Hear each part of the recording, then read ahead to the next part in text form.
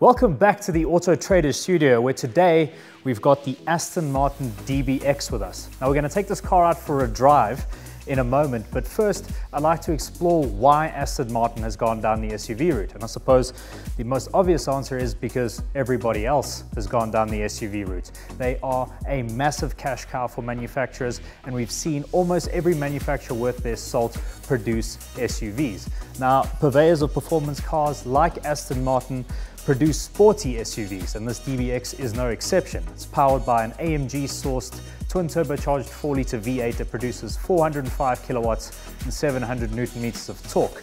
That is sent through all four wheels via a 9-speed automatic gearbox, but more on the performance and the driving impression later.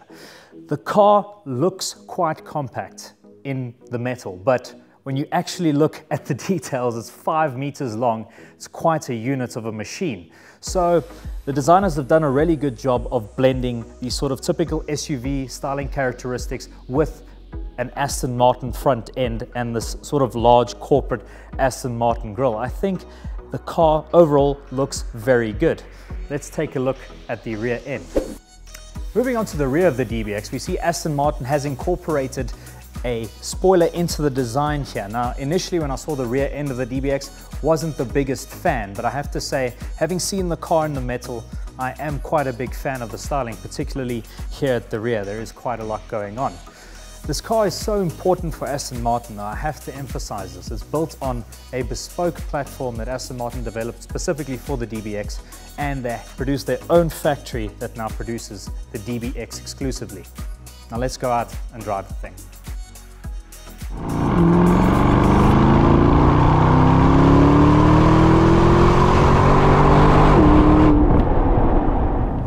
Alrighty, welcome to the interior of the Aston Martin DBX. Please excuse me for being so brief when I was outside of the car in the studio. I hadn't driven the car yet and I was just eager to get behind the wheel, and I really wanted to experience the vehicle before saying anything. So I spent some time now. We did some urban driving, experienced it in traffic, explored the various driving modes, and now I've taken it out onto some fast flowing sections of tarmac. And things that have stood out for me so far are the body control. It's got phenomenal body control and the lack of body roll, considering this is an SUV. I can't believe how planted it feels when going through a fast sweep. It really feels like, I wouldn't say a sports car in that sense, but it feels a hell of a lot flatter than most SUVs you'll ever drive. It really is super flat, and as I said, body control phenomenal for something that is so high off the ground. Performance, well, some bemoan that it's not as fast as the other super SUVs out there, but I don't think you need a much faster car, to be honest. It'll get from 0 to 100 in around 4.5 seconds. Top speed is nearly 300 kilometers an hour. Obviously this is an AMG sourced V8, so they've also changed the firing order, so it's got a bit more of a muscle car tone.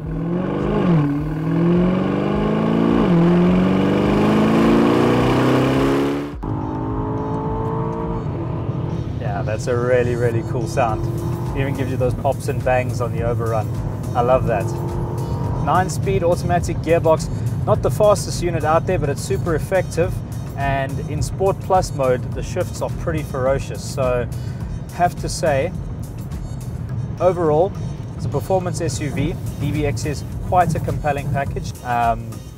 But overall, I've been pleasantly surprised. The car is quite spacious inside.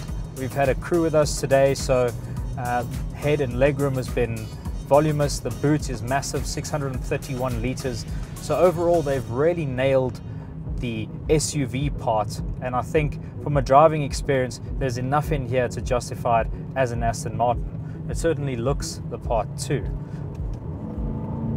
I think the other appeal of an Aston Martin SUV is, traditionally I'm sure the wealthy among us would have purchased an Aston Martin as a sports or grand touring vehicle and then had something like a Range Rover that they would use over the weekends and for family trips. And I suppose the appeal of the DBX is that it's got the ability to carry a lot of things and go off-road.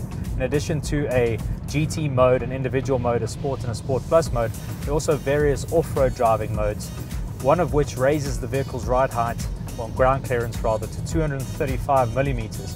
It makes the car quite capable off-road. It's also got quite an intelligent all-wheel drive system, which means despite having 22-inch wheels with low-profile tires, you should be able to get a reasonable amount of off-road driving done in a DBX if you really feel like taking your 5 million rand SUV off of the beaten path.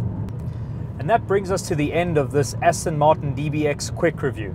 Thank you guys so much for watching. Let us know in the comment section below what other types of vehicles you'd like to see us review. Like, leave a comment and subscribe. We really appreciate it. Until next time, cheers.